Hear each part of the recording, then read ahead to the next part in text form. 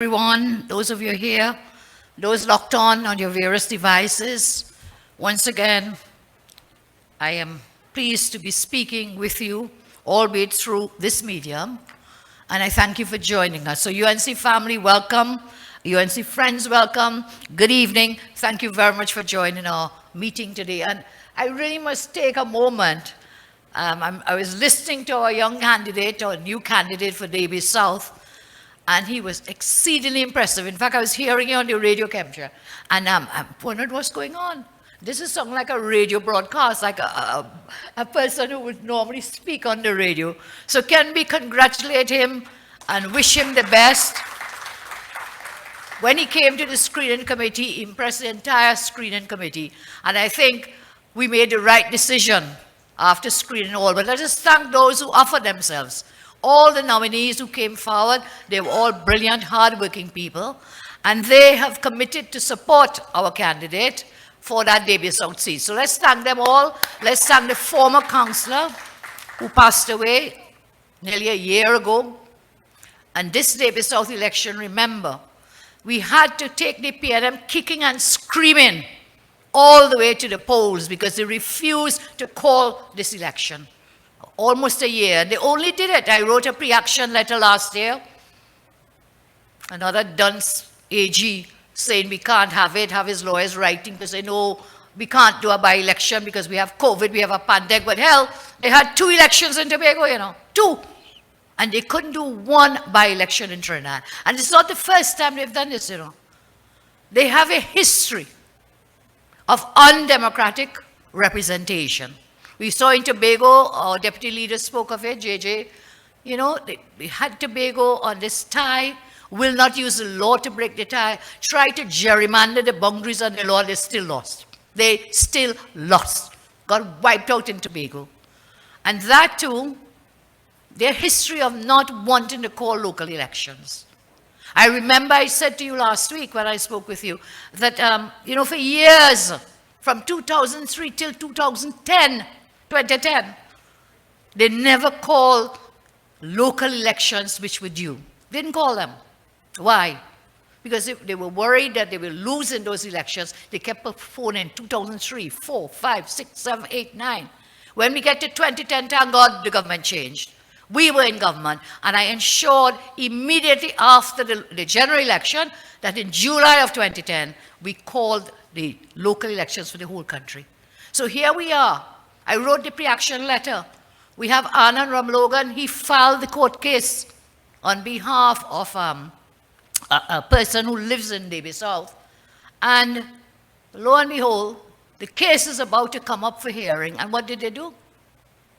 They put a date for the election. So this government has nothing to do with keeping the law, with upholding the law of the land. Their way is to bully, terrorize, despotic, dictatorship government. And that's what we saw yesterday. I want to strongly condemn the government for the use of tear gas. People were peacefully demonstrating, Deputy Leader told you, JJ, peacefully demonstrating at Queen's Park, Savannah, against the dictatorship of the Rowley government. They were standing up for their rights, their freedoms, fundamental rights. And what they do? Tear gas them. Tear gas these people. I think we should be really, really terrified that this government has taken us down the road to what is happening in Venezuela. What was happening in Venezuela? Tear gassing your own citizens for standing up for their rights, man. How much lower, how much more dictatorial and despotic? JJ called to find out who gave that instruction and why. I want you to look at these videos to see what went on in the Queen's Park, Savannah yesterday, please. This is craziness. Sunday, my neighbor died next door. So we decided to go Hilo to get some stuff for the wake. Unknowing that, I don't know what is going on by the Savannah. Police and the government threw tear gas while I was passing with my vehicle. 2 daughters and my grandson just got tear gas in our face. It came through the van and locked in. Burn up our face. Couldn't even see to drive, but had to get out of there. This is total chaos. This is an innocent innocent bystanders, rather people protesting. They have freedom of speech and freedom of right. We were innocently passing. My 4-year-old grandson. This is craziness. People, wake up. Wake up. This is craziness. My eye was burning. I'm the driver. I couldn't see. And I have a baby, my grandson.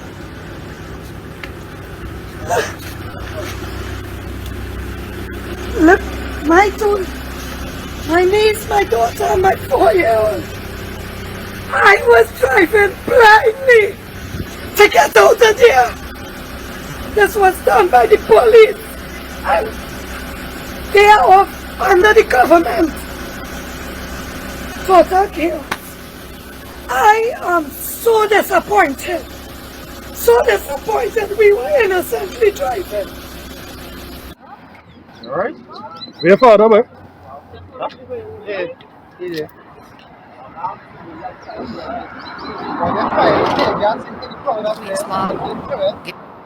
Innocent person, innocent citizen to be subjected to that kind of treatment.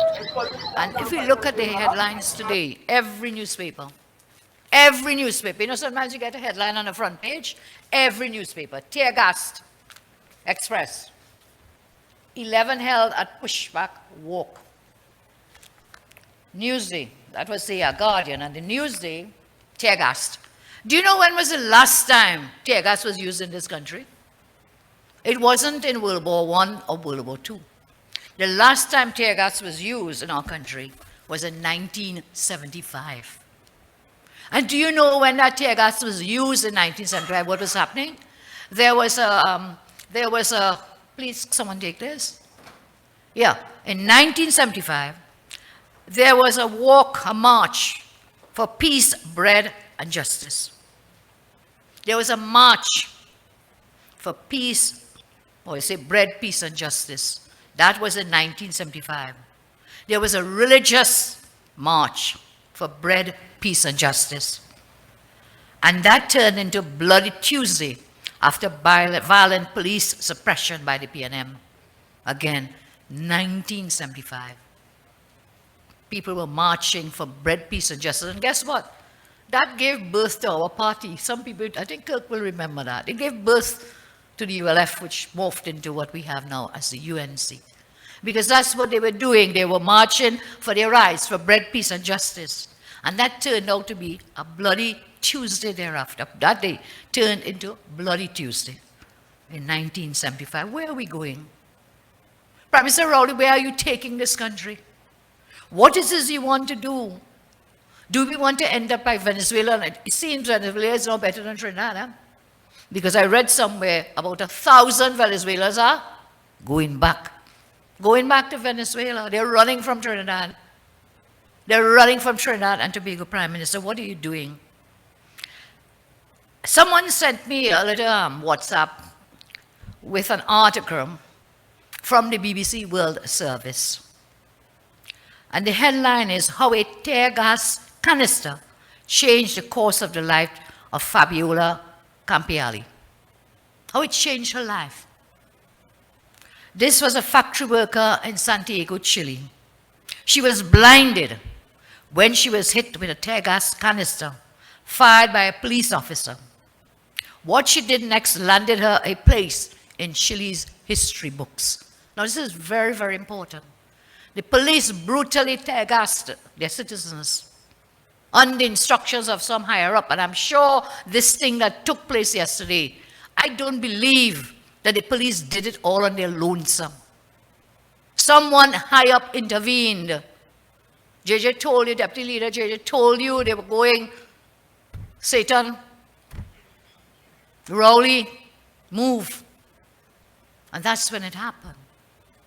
So this dictator wants no one to speak out, to stand up for their rights. I say again, I condemn what took place at Queen's Park, Savannah. And we must not forget it in the same way that Fabiola Campiali, her life changed the history of Chile.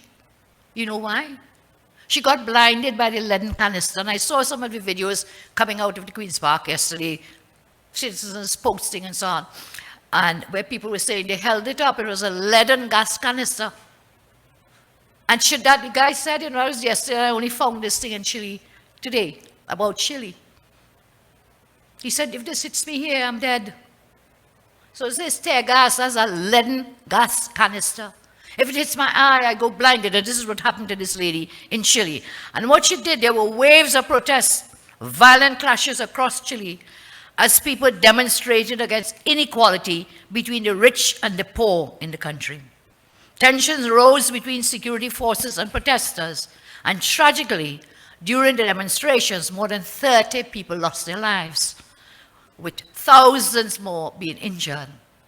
Fabiola didn't take part in the protest, but, as she always did, she worried about the impact on those living around her in Chile's capital city.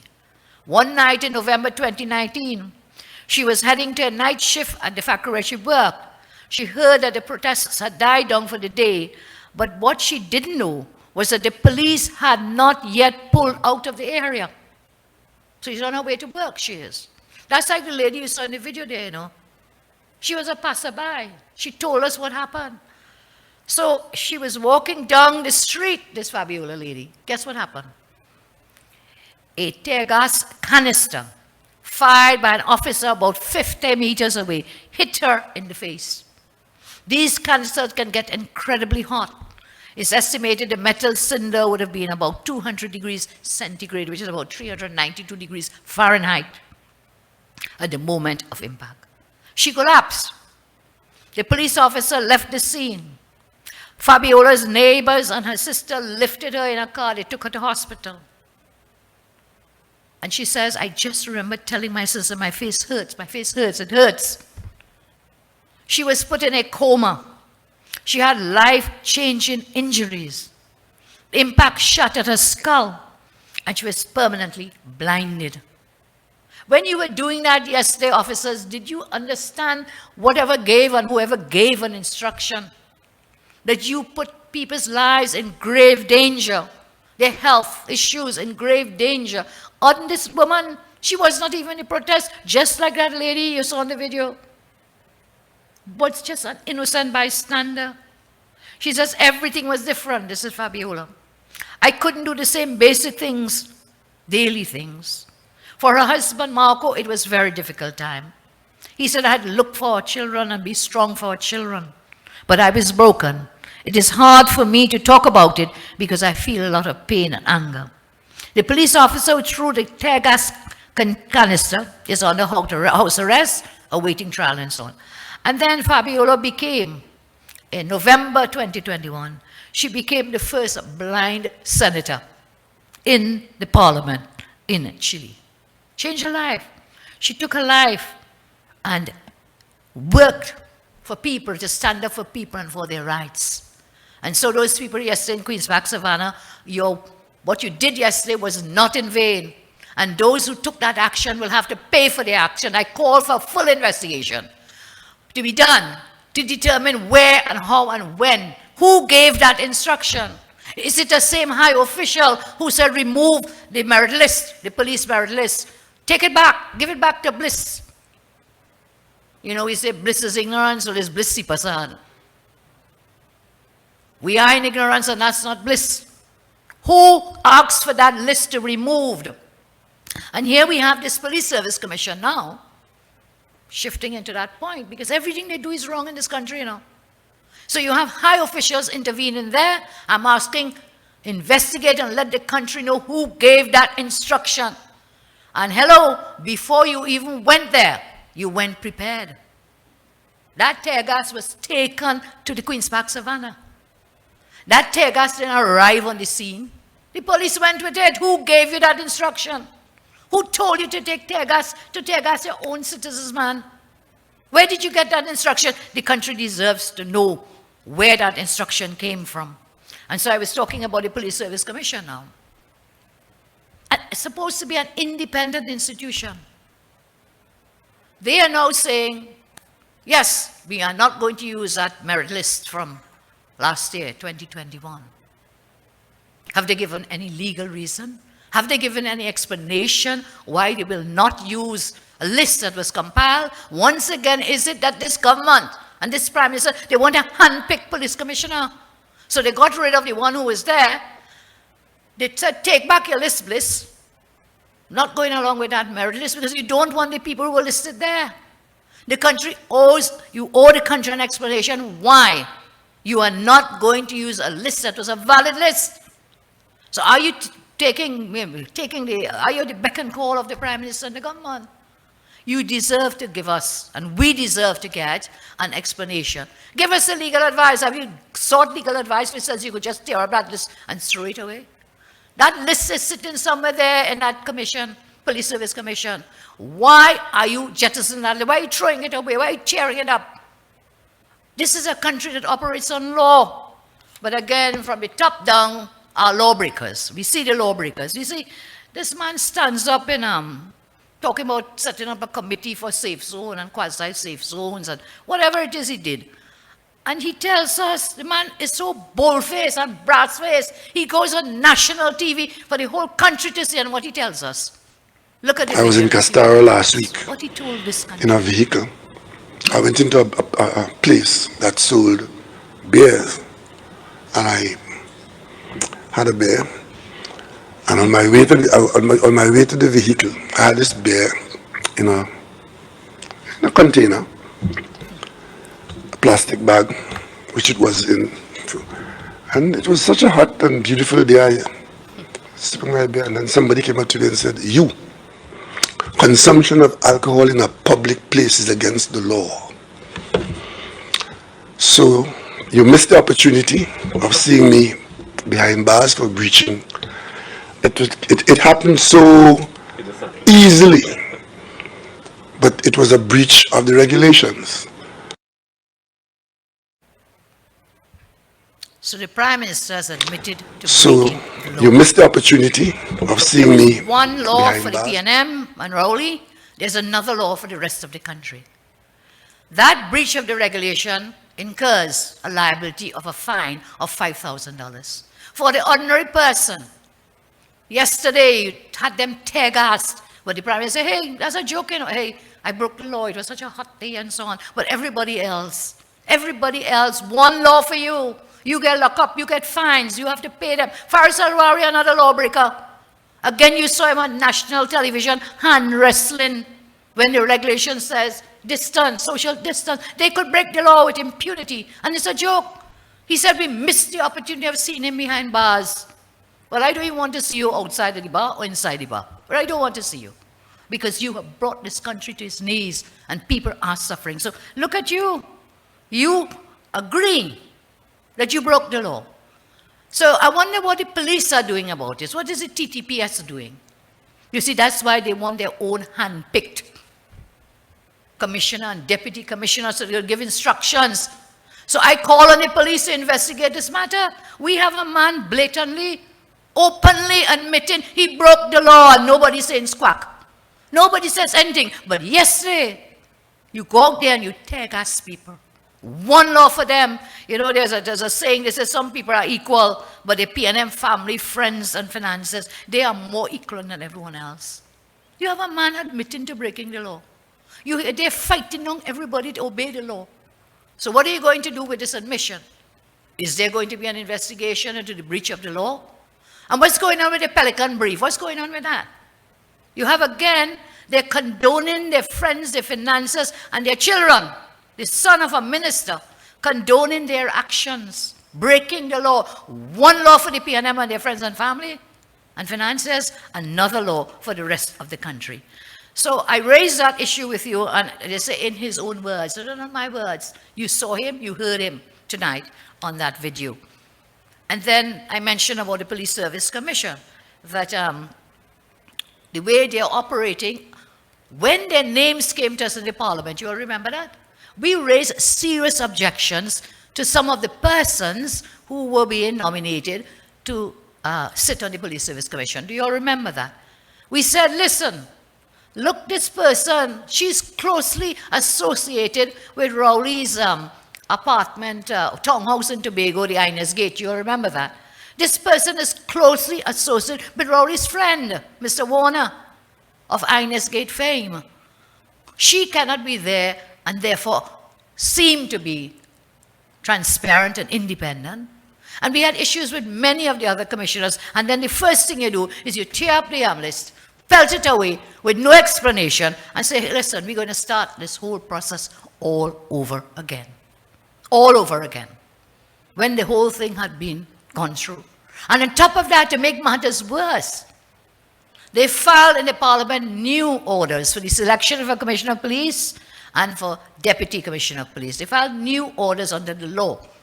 Because remember that Dunce AG, his last order from 2021 last year, again Anand Ramlogan took them to court, and the court struck down that 2021 order. Struck down the order to select commissioner and deputy commissioners. So they filed a new order in Parliament. And we in the opposition, both in the Senate and in the House of Representatives, we have filed what is known as a motion to annul those orders. So they rushed it though. They used that this is new order. They have used it already to appoint Mr. Jacob, and I cast no aspersions on Mr. Jacob. They used that to run and appoint Mr. Jacob as an acting commissioner of police, when those regulations are still for debate in the Parliament, both in the Senate, I said, and in the House. Still there for debate, so that we can examine what this Dunce AG has done again. He's created this new order, and we have to examine and debate it. So I want to remind members of the Police Service Commissioner, you are not above the law. What you're doing is illegal. By scrapping that merit list, you are acting outside of the law. And you're going to have to go to court and answer as to why. So you better come now and tell us you are not above the law. Tell us why you took a decision. Did you get legal advice? What advice did you give yourself to arrive at a decision to scrap the merit list that was already prepared and ready to go? Why? You owe us an explanation, members of that Police Service Commission. So we saw Mr. Rowley again in his press conference talking about an investigation. He has set up a committee, a few members of the committee, and the biggest joke, he has given them 7 days.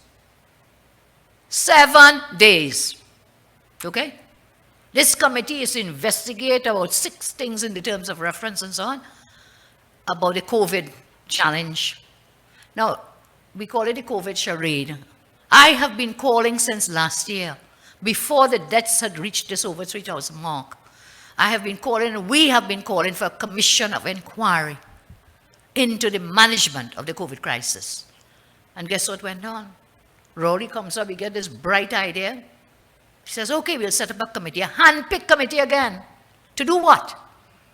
What can you possibly do in those 7 days? This 7-day wonder committee.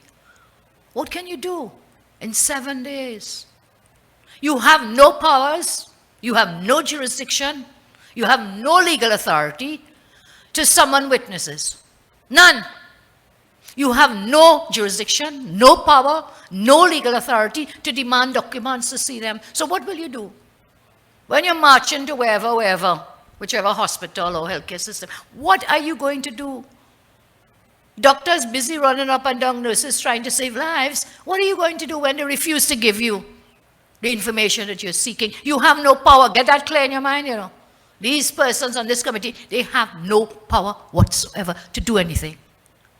That is why we called for the Commission of Inquiry since last year, because a Commission of Inquiry in law has the power, has the jurisdiction, has the legal authority to summon witnesses who have to come, and they must come. They must take an oath and give evidence on oath.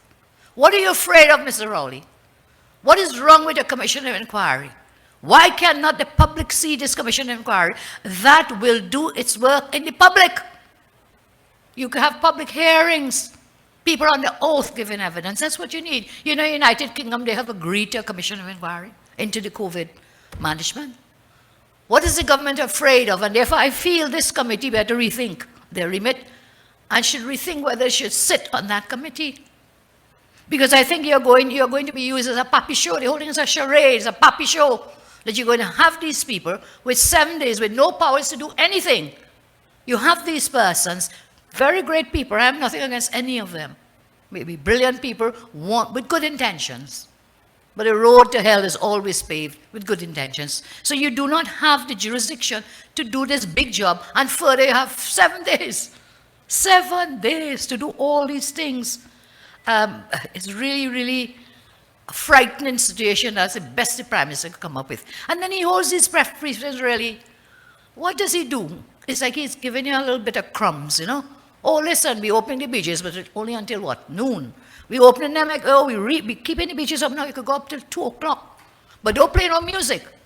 I never knew that music used to cause COVID. Anybody here knows that? That if you put on music, I thought music was a thing to soothe you and relax you and feel good. No music. No alcohol, but guess what? The man tell us he on the beach in Castara. And that's what he's doing, breaking the law. So he comes with these little lies to make you feel he's giving you something. And on top of that, what else? Oh, we could have a kind of restricted carnival. Yeah, so he comes, you know, drip, drip, drip, drip, drip, drip, and he wouldn't do what is necessary. I think he has good intentions too, but they are so incompetent. And the advisors have called for the removal of this failed propaganda team that they have, the health team. This team, Parasram and Abdul and blah, blah, blah, that team you see on the charade and every press briefing about the COVID. You have failed. You have failed. Give up the job.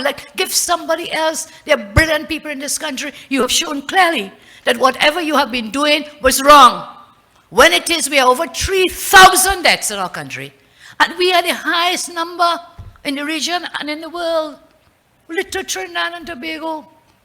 I used to always say, you know, Barbados has better growth rates than us. Other Caribbean countries, you look at their GDPs higher than ours. You look at their infrastructure better than ours. And what it is, they don't have gas, they didn't have oil, they didn't have natural gas, they didn't have oil, they didn't have those resources. That's why you know what it is? What they also do not have is the PNM. And that's why they're always able to do better than us. Because we have a PNM, incompetent, waste of time government. Every time. The Prime Minister, not only these people do not have the legal power to summon witnesses and documents and so on. The Prime Minister, in my respectful view, has prejudged the matter.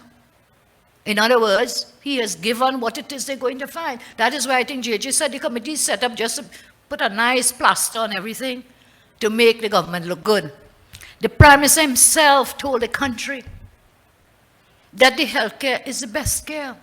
Our healthcare is the best. So he's setting up the committee and tell them, all right, go there and investigate. But guess what? This is the best. Ours is the best. You have prejudged the matter. You have closed your mind to it. And so these investigators, again, I say, rethink that you may be damaging your reputation by taking this puppet string from Rowley. And you feel so busy, you're doing so good and so on. You think you're doing good. You want to do good.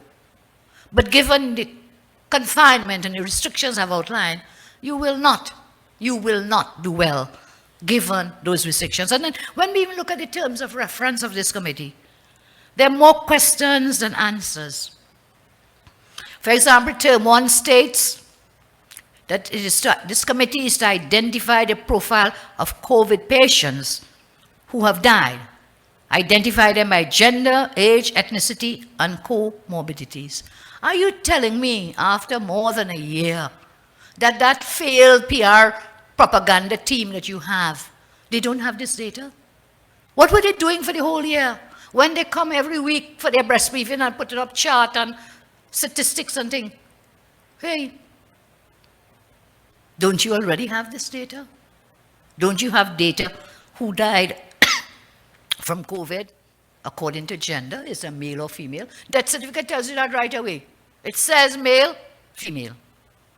Age, death certificate says that too, as far as I can remember. Comorbidities, the death certificate will tell you as well. If not, this data will be there in the healthcare system. So this is already available to the chief medical officer and the medical team. You don't really need a whole committee. Hey, by the way, are you paying these committee members? I think the country would like to know how much they are being paid for this 7-day wonder job that they have to do. When we look at term 3, that is even more puzzling. It states as its objective to examine the admission, discharge, and transfer, this is the ADT policy, and procedures to find out the impact of any of these things on clinical outcomes. Now, this is absolutely shocking. To learn that over 3,000 deaths later, a review of the ADT policy, which is the admission, discharge, and transfer policy. You're now reviewing this thing. You're now going to review this ADT policy. You're going to let that happen now after over 3,000 deaths. You were not looking at that before. What were you doing? What was this team doing? This high-profile team, you already have your medical team with the CMO. That is now going to take place, and that speaks volumes of how the parallel healthcare system is being managed. Term 4 now. Term 4 speaks to appropriate staffing levels and accessibility of necessary medicines. 3,000 deaths later, you now going and find out about staff and accessibility to medicine. Well, people will tell you. They will tell you when you go into that healthcare system, they don't even have a Panadol to give you.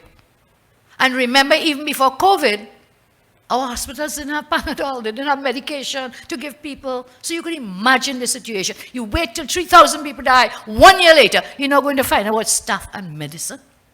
And all this time you had people there, your carnival man in the health authority, that North Central Health Authority, moving senior staff out of the COVID hospital, moving them out, shifting the staff out. You know, going on to talk about staff and medicine, man. Are you for real? Are you serious? Do you really care about anybody in this country?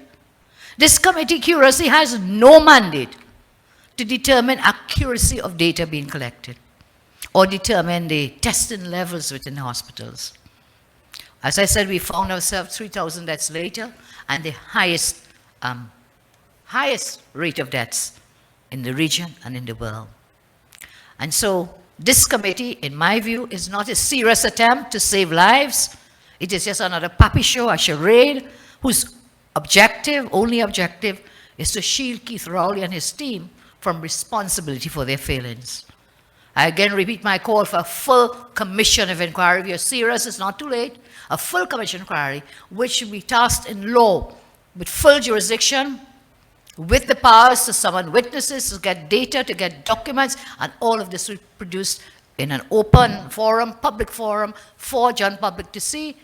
And together with that, they will be on oath. The witnesses will have to give evidence on oath before a commission of inquiry. And we talk about deaths. Let's move to some of the saddest moments in the lives of every person, which is when a loved one dies. When a loved one dies is one of the saddest moments. I can tell you I've had a lot of loved ones I've lost, loved and lost, and you never forget them. I think everybody will tell you that, whether it's your mother, your father, sister, or your brother. You don't forget. That stays, that pain stays with you. Can you imagine how much more horrendous it is now? When a loved one, your loved one passes away, you keep them in a facility somewhere, and hey, who paying for that? You know. They will keep you there for how long, however long, that body. Not releasing the bodies of the dead ones who died from COVID to their families. And this has particularly impacted on the Hindu community, which is a large segment of our population. A very large segment of the population. And then when you have to do the cremations, 30,000, 10,000, 20,000, whatever it may be, when if you had that open fire, will be so much cheaper. And of course, in keeping with the religious belief of the Hindus, this is their religious belief and faith. And so I was horrified when I read in the newspaper, Forrest and whoever, they're complimenting themselves, hey, we lift the ban on these open fire restrictions. I was horrified, patting themselves on the back like they did something so great, when they were the ones in the first place who placed that restriction. And they cannot provide a shred of evidence, a shred of science, a shred of data to say why they put that ban on open fire pyre cremations. Why? Up to today, we should not give them a free pass with this. We should not praise them. Oh, they come to this agreement, blah, blah, blah, and they're so happy like pappy. When for a year and more, You lock down this religious ritual to lift it out so they come to make you feel they're giving you something when they in the first place they took it away. You took it away, and therefore, I know this is a matter on and again Ram Logan has taken to court. Again, the case was coming up for hearing. So what they do, they run and open up. They say, oh, we moved the restriction. And they want you to praise them for that when they put it there in the first place without any shred of evidence or science. These people for real, it's amazing what they do and feel they could forever get away with it. But every rope has an end, and time is always longer than twine. So we are coming for you, Raleigh. We are coming for your government, and we will not stop until we move you from office. We will move you from office by legal means. We will challenge you in the parliament, outside the parliament, in the courthouse. And so there it is, these people, this suffering. I come from a Hindu family background. I know what it is. That is a closure when your loved one dies. So don't come and mama guy people and make them feel you've done them a great service when you, in the first place, you put this ban. Why? Come and tell the country why, and you will still have to answer in the courthouse. Because even though you've settled and make the Mahasabha feel you've settled with the Mahasabha, there's still the case that Anand has in the court on behalf of a person who lost a loved one. You will have to pay money, damages. And I will ask every citizen who has gone through that inhumane treatment by this government, come forward, let's go to court. They will have to pay you for the suffering that you went through because you could not open fire, cremate your loved ones. Every one of you, you have a case, and there is no, statute of limitations. Am I right, Janti? There's no statute of limitations to say, well, it's too late. So even your loved one died last year, you still have a matter in court. Let's do it. We have the precedent, and I know Anand is going to win that case, and they will have to pay the family. So I'm asking you, come to any MP's office, we'll take your names, bring your loved one, bring the death certificate of your loved one, and we will take it up in court. We will stand with you. Deputy Leader told you that, we will stand with you. The UNC will stand up for you, with you, and stand for your rights. So don't be afraid. Come forward. We can only help you if you come. The good Lord says, the Lord helps you, but only if you help yourself. So you have to make that first step. You have to come. Come forward. And so I say to this government, one, you must apologize. Don't come and smile and take picture about you. You lift the ban on these things. You should apologize to the population, to the national community for discriminating so openly against the Hindu population, and any other population would use open fire cremations. In fact, those who are not Hindus, they also use it because it's a far cheaper form of disposing of the remains of your loved one. So first of all, I agree with the editorial of the Express. The Express editorial, I think they agreed with me.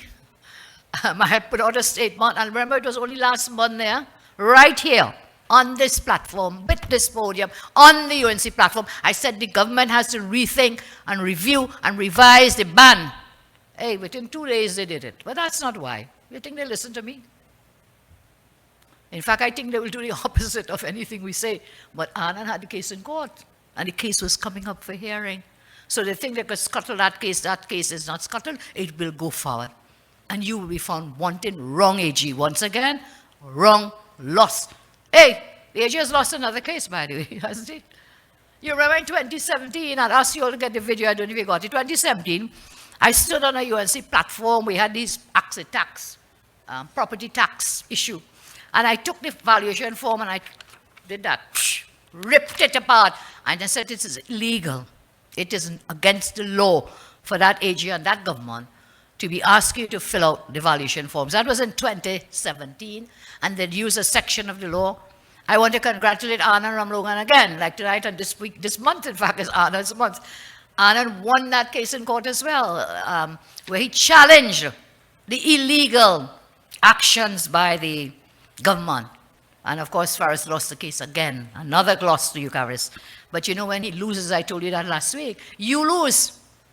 Because when they have to pay the costs, you think Faris taken from his rental money to put it there? No, no, no, no. It is your taxpayers' dollars. Every time he loses a case in the court, your taxpayers' dollars will go to pay the cost, the legal costs of those matters. So we see all these things happening all the time. I raise that property tax that they did, you know, and when you watch that dunce AG, I'm sorry to be calling him dunce, but you feel like really dunce here. Total dunce. When you hear him speak, all this flowery language, you know, even his own members get bored with him when he has to speak. His own members in the house, because he has this way, you know, he's flowery and flowing and whatever, and surat, and only rat he could talk about. That's the only law he knows. It's the only law he knows. And so, I lost a case again, and you have two more coming that you're going to lose. You will lose this case that Anand has brought with respect to your restriction on the open fires, cremations. You're going to lose that. And you will also lose the case based on your delay and failure to call that by-election in Davis South within a reasonable period. So I know my law. I could talk my law. I don't have no rat in my cupboard. I know about the law of Trinidad and Tobago. I know about the law of Trinidad and Tobago. So my friends, procurement regulations, well, what another sham and farce.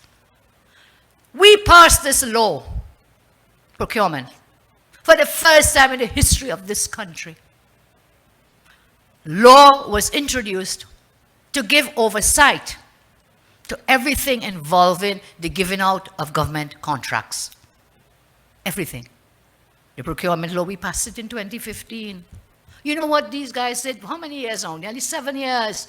From then, when they came in September 2015, sorry. They came in 2015. They did nothing to put this law forward, for the law to be implemented. Never proclaimed it. Never. Did not bring the regulations. Well, he brought it last week, and I'll tell you a bit about his sham. That's another charade in itself. The regulations. But I've said they did nothing to implement. But you know what they did? You know what they did? They came twice to the Parliament to gut out the procurement law, to take out very serious matters out of the procurement law that will not be, there will be no oversight of those processes and contracts. So you know one of the things they took out? Actually, dunce AG again. They took out legal services. So that AG could continue to do what he wants, hire whom he wants, how he wants. All the state agencies, hire friend and family, hire a wife, hire the wife. AG's wife was hired by the Prime Minister to do something and that. I don't know if she even, it was something to fight children down. Something to fight down about scholarships, if I'm not mistaken, for children. To fight down AG's wife. Look, I have no problem with you and your wife, son. But you know what? I have serious problems when it comes to taxpayers' dollars being used for your friends, your family, and your finances. So they removed from the procurement law legal services. Why? So the PNM will continue to do what they want when it comes to hiring people for legal services. Why? And then they also remove from the procurement law, they remove financial services. Why? Well, we have the recusal twin. Don't forget, Farah is one side of the twin. The other side is Stuart Young. And that whole cabinet is a recusal cabinet. I wish they'll recuse themselves from government and just get the hell out of here. Just go. Just go. And so we have Stuart Young, his brother and his father and his family, maybe not his father, but certainly his brother, in NCB Global Finance, millions of dollars. Financial services, you pull that out too. So Faris recused himself, free. Yes, legal services, and then you remove financial services. And the recusal twins are very happy, smiling all the way to the bank. So I was talking to you about the procurement regulations. So they took out these two very major limbs from the procurement law. Now they come finally 7 years later with regulations. And I want to congratulate and thank, and I hope, boy, you don't also walk after I congratulate and thank you. But I want to thank the procurement regulator himself, because it's him and his department who were mainly responsible for the drafting of these regulations. They have done a great job in drafting the regulations. So the concern is not in the wording of the regulations. The concern is in the implementation of the regulations. Like everything else from this government, they talk a lot, they do a lot. When JJ mentioned, I heard JJ talking about Andrea Barrett and Miss Riley, the young woman who died and so on. Remember after Andrea Barrett, big hooray, hooray, hooray, hooray. Same done say, gee, pepper spray. Where's the pepper spray law? What has happened to that pepper spray law? So when things happen, they have a knee-jerk reaction. Immediately run out, yeah, we're going to do it. And it never gets done. So where's that pepper spray? And now you people crying out and talking to you about procurement. So you bring the regs. And guess what? The man himself, the regulator himself, a public accounts committee that is chaired by MP Tanku in the parliament, they questioned him. The meeting took place this week, it was, well, during last week.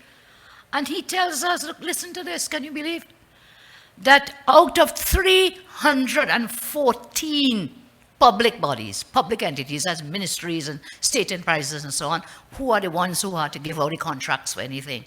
Out of 314 of these, only 70 responded when they were asked to report on their readiness to implement the legislation. Only 70. So the majority of the state, companies, state enterprises, statutory authorities, and ministries have not responded. Can you imagine that? They have not responded to tell the regulator their state of readiness for implementation. He told further to this committee, out of those, only 20 had a proper code to conduct public procurement. So 20 out of 314. So is the government for real? Are you serious? So is that a puppy show, another charade in the parliament to say, look, we're finally going to bring this procurement law? And then really you had 7 years for implementation, and only 20 of these 314 government and governmental bodies, they reported to say that they had a code of conduct for procurement. So it's not going to happen. It's another charade, as I say, a puppy show to make you feel that the government is doing something, when indeed they were doing nothing. I am very proud that it was my government placed on our statute books the public procurement law. And Rowley, you all could run, but you cannot hide. We are going to move you from office, and we will ensure that proper procurement takes place in Trinidad and Tobago. You have gutted out the law. We will replace those, remove what you've taken out, and put it back into the law. I said every rope has an end, and time is longer than twine. You're not going to be there forever. And if we have our way, and we work hard in the UNC and elsewhere, we can move them before their time, politically move them within the law. We can do it. So let us commit together. Let us commit that we will continue to work together to take our great party forward. We have a great opportunity on the 7th of February, again, to dip your finger in the ink and vote for Kemraj, the UNC candidate for DB South. So the job continues, the work continues, and I want to thank all of you who have stayed with us through the course, and those of you who have committed to continue to work with us. And when I heard MP Vandana speak to us earlier, very bright young ones, the young ones are really coming forward, so I want to thank MP Vandana for what she said tonight in sharing with you the suffering.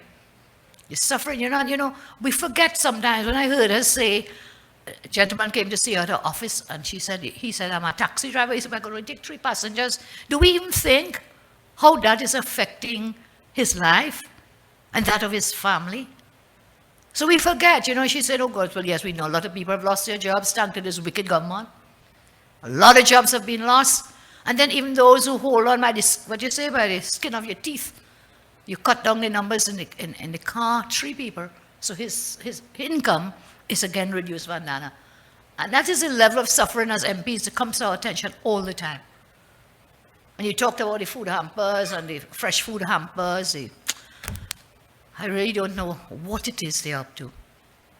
And I said it last month, and I will repeat. I believe they spent out the money in that Tobago elections. They do not have the money to make these payments for the rest of this fiscal year. So what do? Ms. Cox says she's investigating fraud. But who is running the fraud? Are you not in charge? You have fraud going on for a whole year. And you don't know, find that out. You have to stop everything to check out the fraud. I think that is fraud by itself. What you're doing is a fraudulent way of stopping the program when in fact you all spent all the money in Tobago and still lost the election.